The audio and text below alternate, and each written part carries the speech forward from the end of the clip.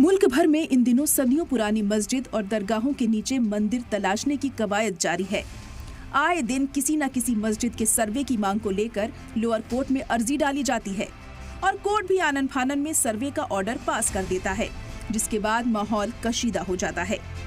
UP के संबल में 500 साल पुरानी शाही जामा मस्जिद का तनाजा अभी शांत भी नहीं हुआ था कि दुनिया भर में मशहूर अजमेर दरगाह पर दावे ने सबको हैरान और परेशान कर दिया।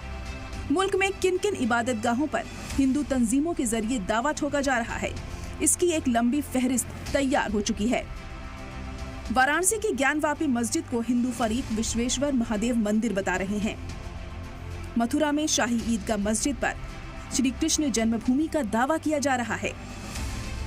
संबल में शाही मस्जिद पर हरिहर मंदिर होने का दावा किया जा रहा है।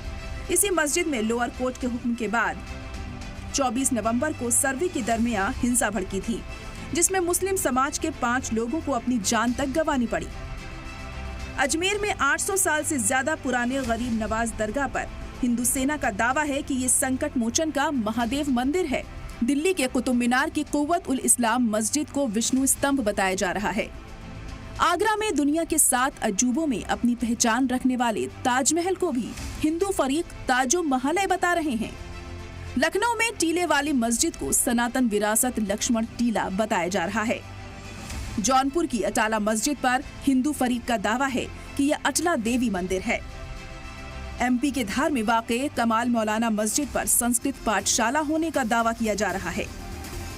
अहमदाबाद की जामा मस्जिद को भद्रकाली मंदिर बताया जा रहा है, तो गुजरात के पाटन जिले में वाक़े जामा मस्जिद को हिंदू फरीक रुद्र महलय मंदिर होने का दावा कर रहे हैं।